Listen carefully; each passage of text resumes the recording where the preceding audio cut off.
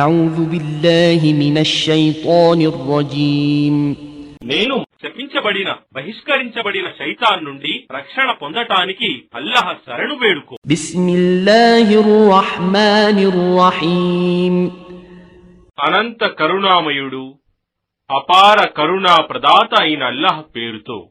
ألف لام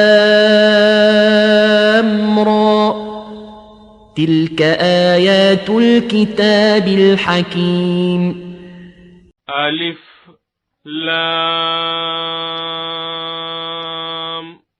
రా.